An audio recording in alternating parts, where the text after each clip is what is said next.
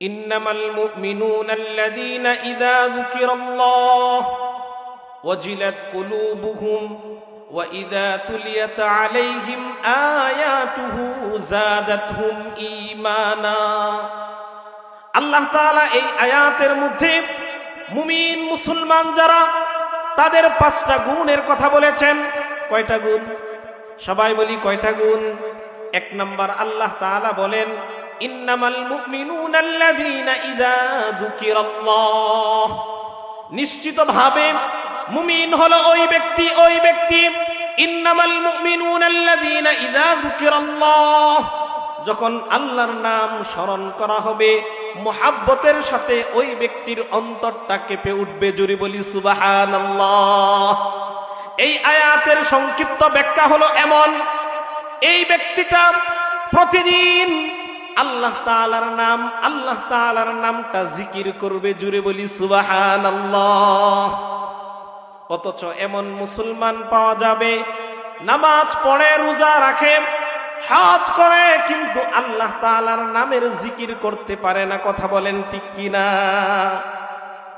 এই জন্য একজন মুমিন মুসলমানের উচিত হলো দৈনিক অন্ততপক্ষে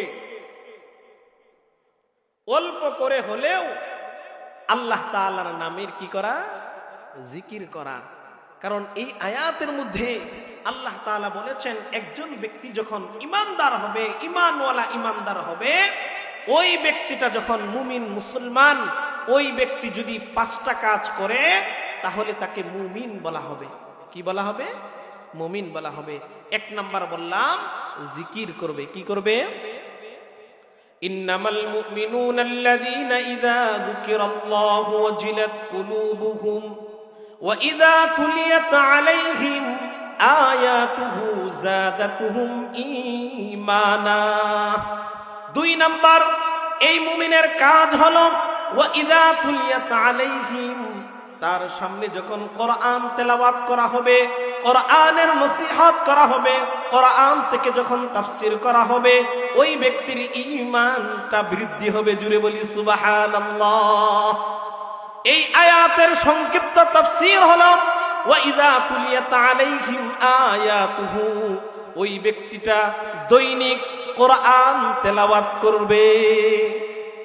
দুঃখজনক হলেও সত্য কথা হলো আমাদের সমাজের মধ্যে 99% মুসলমান পাওয়া যাবে মাসকে মাস, বছরকে বছর কোরআন তেলাওয়াত করে না। আছে না এমন মানুষ? কথা বলেন আছে কি না?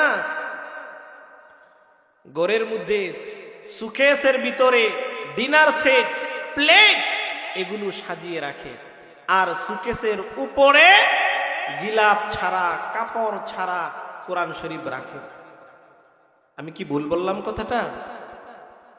একটা প্লেট যখন রাখে, এই প্লেটের উপর একটা কাগজ রাখে, আরেকটা প্লেট রাখে, আরেকটা প্লেট রাখে, কাগজ রেখে রেখে প্লেটগুলো রাখে যেন প্লেটের মধ্যে দাগ না পড়ে, ময়লা যেন না হয়। ঠিক না কথা?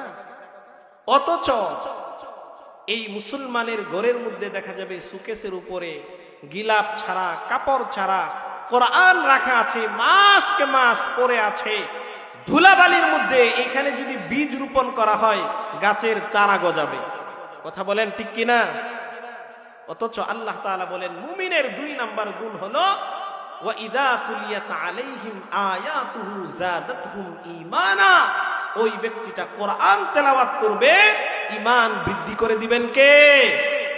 আল্লাহ। তো 1 নাম্বার হলো মুমিনের কাজ জিকির করা। কি করা? 2 নাম্বার কোরআন তেলাওয়াত করা। আজকে এখন ডিজিটাল যুগের মধ্যে এক মহামারী আকার ধারণ করেছে।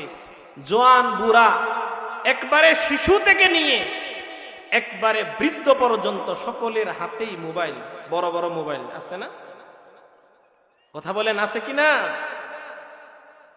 মোবাইলে ফেসবুক, ইউটিউব, এই যে সোশ্যাল নেটওয়ার্কের সাথে দিনকে দিন চলে যাচ্ছে, ঘন্টার পর ঘন্টা চলে যাচ্ছে। অথচ একজন মুমিনের কাজ ছিল অবসর সময়ে আল্লাহর জিকির করবে, নয়তো কোরআন তেলাওয়াত করবে।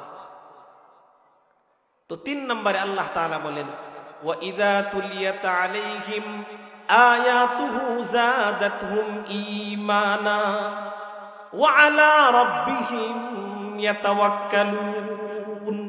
3 নম্বরে মুমিনের কাজ হলো, মুমিনের গুণ হলো ওয়া আলা রাব্বিহিম ইয়াতাওয়াক্কালুন, সর্ব অবস্থায় ভরসা করবে আল্লাহ তাআলার উপর। কার উপরে? সুখে দুঃখে সর্ব অবস্থায় কার উপর ভরসা করবে? আল্লাহ তাআলার উপর। কিন্তু আফসোসের বিষয় হলো মুমিন মুসলমান সুখের সময় আল্লাহকে ভুলে যায়, দুঃখের সময় বিপদের সময় আল্লাহকে ডাকে। কথা বলেন ঠিক কিনা? এই যে আমাদের সমাজের মধ্যে বিয়ের অনুষ্ঠান হয়, এটা তো আনন্দের একটা অনুষ্ঠান, ঠিক না? মহামারী এক আকার ধারণ করেছে। সেটা কি? মুসলমানের ঘরের সন্তান ছেলেকে বিয়ে দিচ্ছে, মেয়েকে বিয়ে দিচ্ছে। আগের দিন হয়তোবা 1 সপ্তাহ আগে থেকে সাউন্ড বক্স এনে ডিজে গান, হিন্দি গান চলতেছে। আছে না সমাজের মধ্যে? আছে কিনা বলেন? আপনাদের এখানকার আছে কিনা জানি না। আমি আমার গ্রামের কথা বলি। আমার এলাকার মধ্যে আমার সম্পর্কে একটা আশা, উনি আমাকে দাওয়াত দিলেন, আমার ছেলের একমাত্র ছেলের বিবাহ পড়ানোর দায়িত্ব বাতিজা তোমার উপর। অনেক রিকোয়েস্ট করার পরে যখন আসলাম, আসার পরে সংবাদ শুনি 2 দিন আগে থেকেই এই বাড়ির মধ্যে সাউন্ড বক্সে হিন্দি গান চলতেছে। বলি নাউজুবিল্লাহ। আমার চাচাকে বললাম যে আপনি 2 দিন পর্যন্ত যে আমলনামা করেছেন, আমাকে হায়ার করে ভাড়া করে এনেছেন আপনার ছেলের বিবাহ পড়ানোর জন্য, এটা করে আপনি বুঝাতে চাচ্ছেন আপনার মহল্লার মধ্যে আপনি 2 দিন পর্যন্ত হিন্দি গানের যে ডান্স, হিন্দি গান যে আপনি বাজিয়েছেন, এটা জায়েজ করতে চাচ্ছেন। অনেক পেরেশানি নিয়ে চাচাকে যখন বুঝাইলাম, উনি ভুল বুঝতে পেরে উনি বলতেছেন আমার যদি প্রয়োজন হয় মসজিদে গিয়ে এই কথা বলা, আমি যে কাজ করেছি ভুল করেছি, সমাজের আর কেউ যেন না করে। এই পদক্ষেপ নেওয়ার কারণে আলহামদুলিল্লাহ আমাদের মহল্লা থেকে এই যে আজকের এক ডিজে গান বিদায় হয়েছিল, এখন আর এই গান চলেন। আপনাদের সমাজের মধ্যে এই মহামারী আছে কিনা বলেন? আছে। এবং যারা অভিভাবক এরা কি পরিমাণ নির্লজ্জ, এদেরকে যদি বলা হয় দাড়িটা সাদা হয়ে গেছে, চামড়াটা কুঁজ হয়ে গেছে, যদি জিজ্ঞাসা করা হয় যে আপনার ছেলেকে বিয়ে করাচ্ছেন, আপনার মেয়েকে বিয়ে দিচ্ছেন, এই যে ছেলেপেলেরা সাউন্ড বক্স বাজিয়ে অসুস্থ মানুষের ডিস্টার্ব করছে, সমাজের মানুষকে কষ্ট দিচ্ছে বলে যুবক মানুষ, ইয়াং ছেলে ফেলে কিছু আনন্দ ফুর্তি তো করবে, এরকম জবাব দেয় কিনা?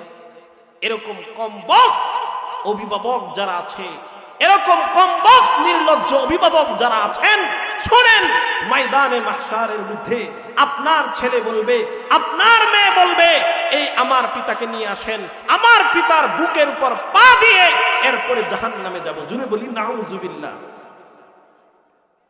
আমাদেরকে বলা হয় হুজুর মাতা পিতার হক সম্পর্কে আলোচনা করবেন, মেয়ে কথা শুনে না, ছেলে কথা শুনে না, বউ কথা শুনে না। কেন কথা শুনে না? আমরা তো আমাদের সন্তানদের হক আগে আদায় করি না। তো বলছিলাম মুমিনের 3 নাম্বার গুণ হলো ওয়া আলা রাব্বিহিম ইয়াতাওয়াক্কালুন, ভরসা করব কার উপরে? আল্লাহর উপরে। 4 নাম্বার আল্লাযীনা ইউকিমুনাস সালাতা ওয়া মিম্মা রাযাকনাহুম ইউনফিকুন। মুমিনের 4 নাম্বার গুণ হলো আল্লাযীনা ইউকিমুনাস সালাহ, যথা সময়ে নামাজ কায়েম করবে। কি কায়েম করবে বলেন? নামাজ কায়েম করবে। নামাজ এমন একটা দাইমি আমল, মুমিন এবং কাফেরের পার্থক্যকারীর আমলের নাম হলো নামাজ। নাম কি? নামাজ। পাড়ায় পাড়ায়, মহল্লায় মহল্লায় 1, 2, 3 ঘর পর পর মসজিদ হয়েছে। আগের মসজিদগুলো বেঙ্গে বেঙ্গে টাইলস করা, ডিজিটাল কারুকার্য সম্মিলিত মসজিদ হচ্ছে, কিন্তু মুসল্লির সংখ্যা দিন দিন কমছে। কথা বলেন ঠিক কিনা? অথচ আল্লাহ তাআলা বলেন মুমিন যে হবে তার 4 নম্বরে গুণ হলো আল্লাযীনা ইউকিমুনাস সালাহ, সে নামাজ কায়েম করবে। কি কায়েম করবে? নামাজ কায়েম করবে। আজকে আমাদের সমাজের মধ্যে জুলুম, নির্যাতন, খুন খারাবি, ফাহেসা, অশ্লীলতা সর্বত্রই ছড়িয়ে পড়েছে। অথচ আল্লাহ তাআলা বলেছেন ইন্নাস সালাতা তানহা আনিল ফাহশাই ওয়াল মুনকার। আল্লাহ তাআলা বলেন নিশ্চিতভাবে নামাজ সমাজের অশ্লীলতা, সমাজের হানাহানি, সমাজের খুন খারাবি, সমাজের জুলুম, নির্যাতন সব কিছু দূর করে দিবে। কি? নামাজ। আপনি নামাজ পড়েন না, নামাজই যদি আমরা হয়ে যাই, সমাজ থেকে জুলুম, নির্যাতন, খুন খারাবি, অশ্লীলতা, বেহায়াপনা দূর করে দিবেন কে? এটার গ্যারান্টার আল্লাহ তাআলা। তো 4 নম্বর গুণ হলো মুমিন কি করবে? নামাজ কায়েম করবে। আল্লাযীনা ইউকিমুনাস সালাতা ওয়া মিম্মা রাযাকনাহুম ইউনফিকুন।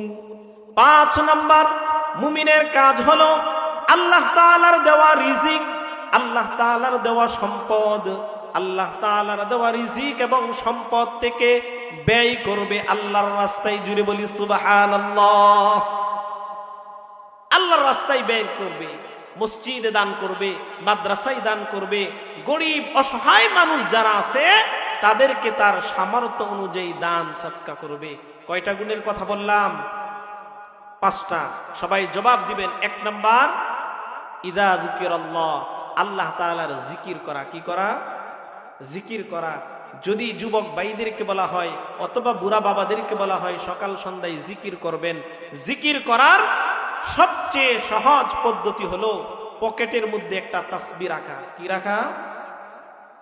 রাস্তাঘাটে চলতেছেন, দোকানে বসে আছেন, চায়ের স্টলে বসে আছেন, গাড়ি দিয়ে কোথাও যাচ্ছেন, পকেটে যখন তসবিহটা থাকবে, মোবাইলটা পকেটে রাখবেন, তসবিহটা বের করবেন। আমাদেরকে অনেকেই বলে যে হুজুর তসবিহ নিয়ে রাস্তাঘাটে জিকির করব, শরম করে, লজ্জা করে। বলি নাউজুবিল্লাহ। এই যে আমার কাছেও তসবিহ আছে, এই যে একটা তসবিহ সর্বোচ্চ 20 থেকে 30 টাকা নিবে, এরকম দামেও পাওয়া যায়। এই যে আজকে মাহফিল হয়তো এখানেও পাওয়া যেতে পারে, একটা তসবিহ কিনতে পারবো না? অনেক যুবক ভাই, অনেক বুড়া বাবা বলে হাতের মধ্যে তসবিহ নিয়ে জিকির করব, লজ্জার বিষয়, শরমের বিষয়। অথচ এই ব্যক্তিটাই চায়ের স্টলে বসে সিগারেট খাচ্ছে, দেদার সে সিগারেট টানতেছে, শরম করে না, কিন্তু আল্লাহর নামের জিকির করবে, তার লজ্জা করে, শরম করে। আল্লাহ তাআলা বলেন ইন্নামাল মুমিনুনাল্লাযীনা ইযা যুকিরাল্লাহু ওয়াজিলাত কুলুবুহুম। এই যে তোমার জিকির করতে লজ্জা হয়, শরম হয়, তোমার ঈমানের কমতি রয়েছে।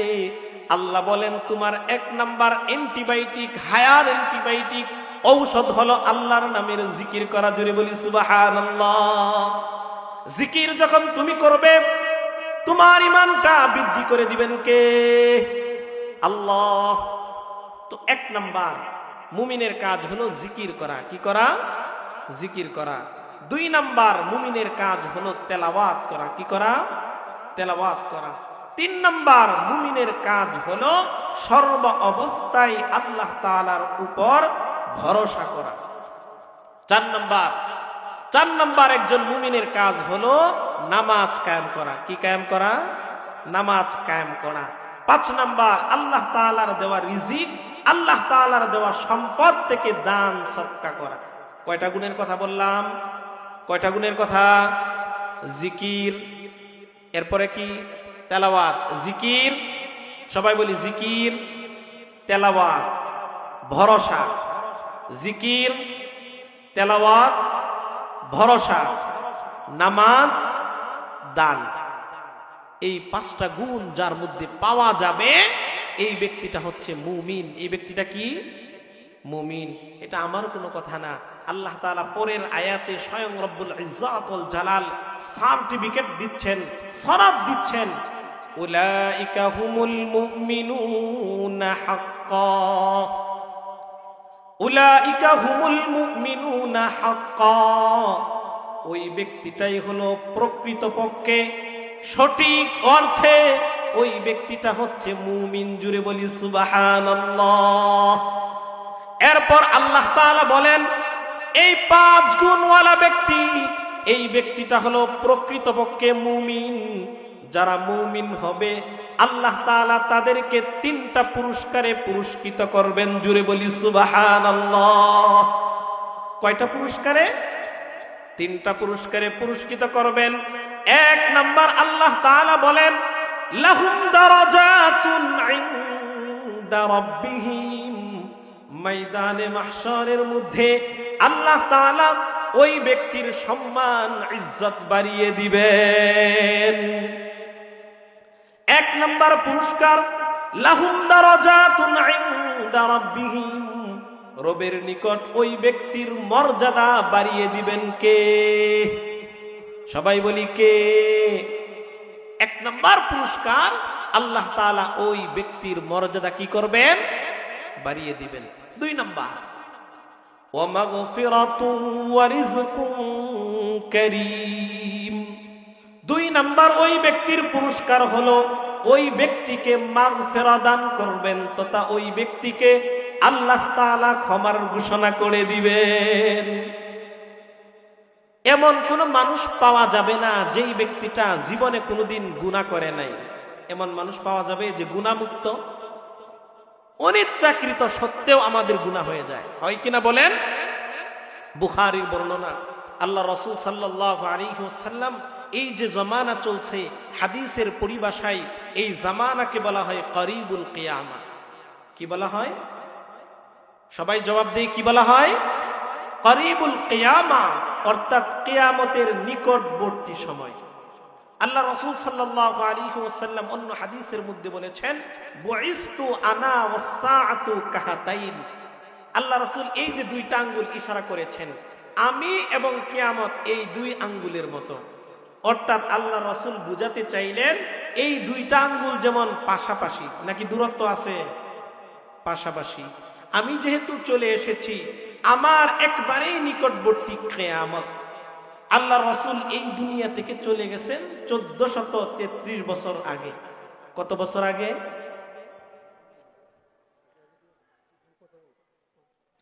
1433 বছর আগে। তো আল্লাহ রাসূল হাতের দ্বারা ইশারা করেছেন যে আমি এবং কিয়ামত হচ্ছে এই 2 আঙ্গুলের মতো। এই সময়ের মধ্য থেকে 1433 বছর চলে গেছে। কিয়ামত কি দূরে যাচ্ছে না কাছে আসতেছে? এই শেষ জামানা সম্পর্কে আল্লাহ রাসূল কি বলেছেন? বুখারী বর্ণনায় এসেছে, قال النبي صلى الله عليه وسلم إن بين يدي الساعة فتنا كقطع الليل المظلم। আল্লাহর নবী বিশ্ব নবী রাহমাতাল লিল আলামিন সাহাবায়ে কেরামদেরকে বলেন ইন্না বাইনা ইয়াদাইস সাআতি ফিতানান কাকিতাইল লাইলিল মুজলিম। ও আমার সাহাবায়ে কেরাম শুনো, শেষ জামানায় অন্ধকার রাতের মতো একের পর এক ফিতনা আসতেই থাকবে। জুড়ে বলি নাউযুবিল্লাহ। ইউসবিহুর রাজুলু ফিহা মুমিনান ওয়া ইউমসি কাফিরান। সকালবেলা একজন ব্যক্তি ইমানদার থাকবে তথা একজন ব্যক্তি ঈমান নিয়ে ঘর থেকে বের হবে।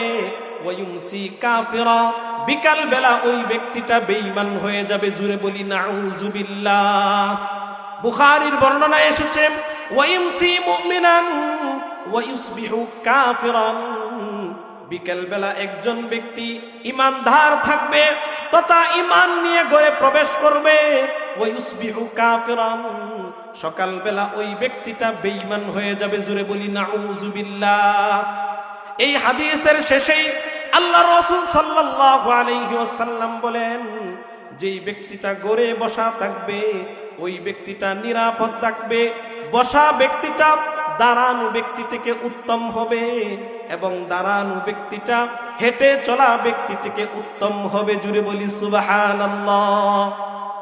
শেষ দিকে আল্লাহ রাসূল সাল্লাল্লাহু আলাইহি ওয়াসাল্লাম বুঝাতে চাইলেন, শেষ জামানার মধ্যে এমন একটা সময় আসবে যারা জীবনে কোনোদিন গুনাহ খাতা করে না, কিন্তু সে ঘর থেকে বের হবে, বের হওয়ার সাথে সাথে অনিচ্ছাকৃত ভাবে হলেও তার গুনাহ হয়ে যাবে। এই হাদিসকে যদি আমরা আমাদের সমাজের সাথে মিলিয়ে দেখি, বাস্তবতার আলোকে যদি আমরা একটু পর্যবেক্ষণ করি, মনে করেন আপনি জীবনে কোনোদিন টিভি দেখেন না, আপনি জীবনে কোনোদিন গান শোনেন না, জীবনে কোনোদিন বেপরদা নারীর দিকে তাকান না।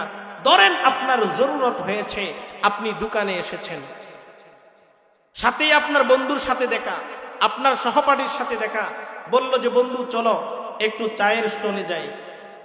চা খেতে গেলেন, যে চায়ের স্টলে গেলেন দেখা যায় টিভি অন করা, নর্তকীর নাচ চলতেছে। কথা ঠিক নেই নাকি নাই আমাদের সমাজের মধ্যে? আপনি এখান থেকে এই হাইওয়ে রুটে গেছেন, ঢাকা যাবেন, বাসে উঠলেন, সিটে বসেছেন, সামনে তাকিয়ে দেখেন টিভি অন করা, সিনেমা চলছে, অশ্লীল নাটক চলছে। আছে কিনা বলেন? আপনি জীবনে কোনোদিন টিভি দেখেন না, অনিচ্ছাকৃত আপনার নজর পড়বে কিনা? এই যে আপনাদের পার্শ্ববর্তী পূর্বদলা বাজার, শ্যামগঞ্জ বাজার, আপনার জরুরতের জন্য আপনি গিয়েছেন কেনাকাটা করার জন্য। এক দোকানে গেলেন, পুরুষ যদি একজন থাকে, মহিলা থাকবে ৫ জন, সংখ্যা আরো বাড়তে পারে। কথা বলেন ঠিক কিনা? আপনি বেপরদা নারীর দিকে তাকান না, এর পরেও অনিচ্ছাকৃত ভাবে হলেও নজর পড়ে কিনা বলেন? নজর পড়ে কিনা? এজন্য আল্লাহর রাসূল বললেন, শেষ জামানায় মানুষ অনিচ্ছাকৃত সত্ত্বেও গুনাহ করে ফেলবে। অন্য হাদিসের মধ্যে আল্লাহর রাসূল বলেন যে শেষ জামানায় হাতের মধ্যে আগুনের আংটা রাখা সহজ হবে। হাতের মধ্যে কি রাখা সহজ হবে?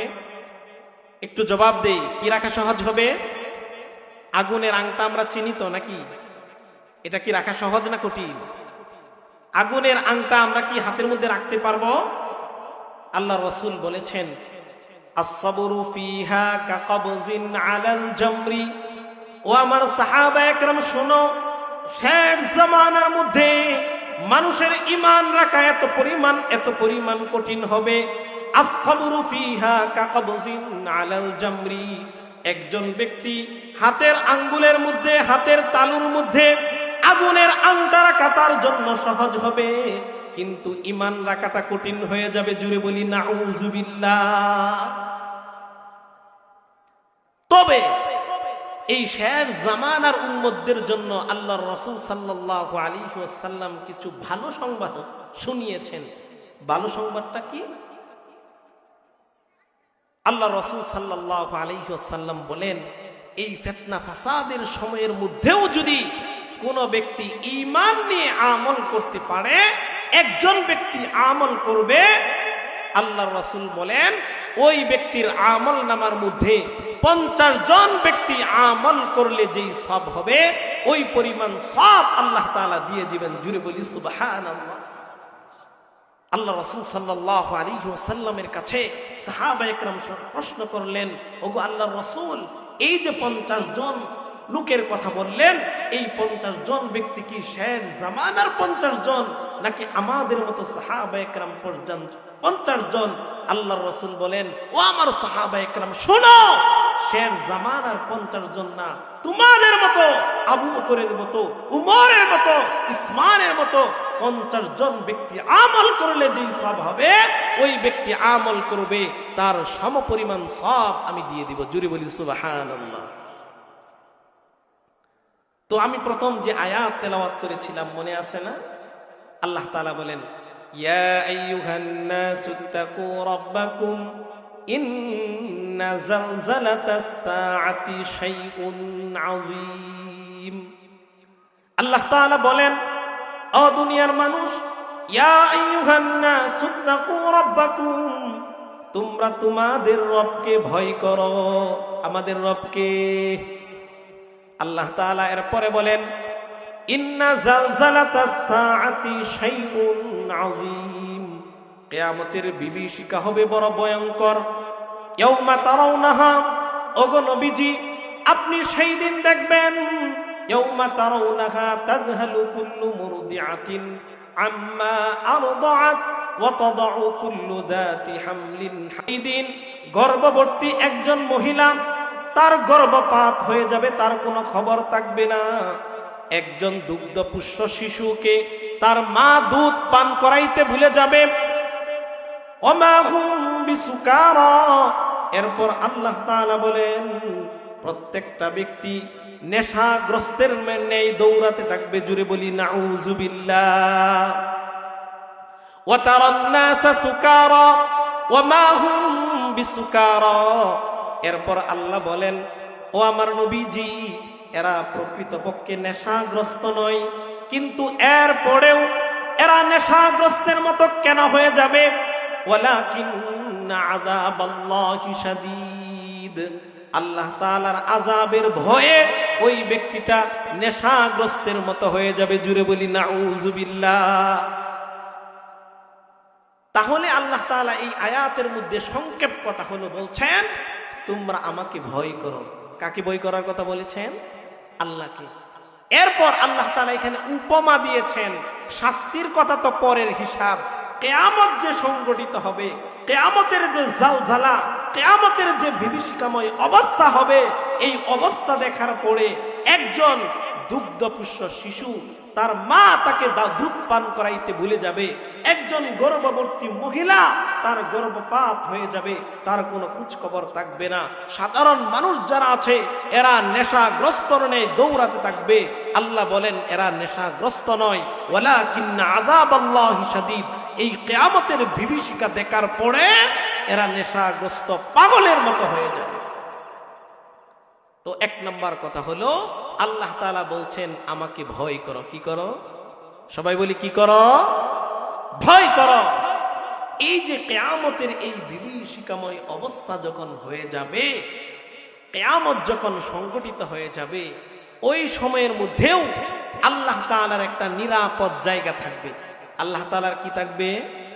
নিরাপদ একটা জায়গা থাকবে, নাতিশীতোষ্ণ একটা জায়গা থাকবে। এই জায়গার মধ্যে আল্লাহ তাআলা 7 শ্রেণীর মানুষকে জায়গা দিবেন। জুড়ে বলি সুবহানাল্লাহ। কয় শ্রেণীর মানুষ? 7 শ্রেণীর মানুষকে আল্লাহ পাক রব্বুল আলামিন জায়গা দিবেন।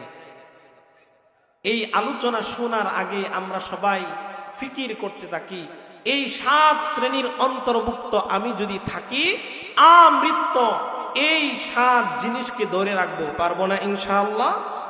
আর যদি 7 জিনিস আমার মধ্যে না থাকে তাহলে এই 7 গুণ অর্জন করব, পারবো না ইনশাআল্লাহ।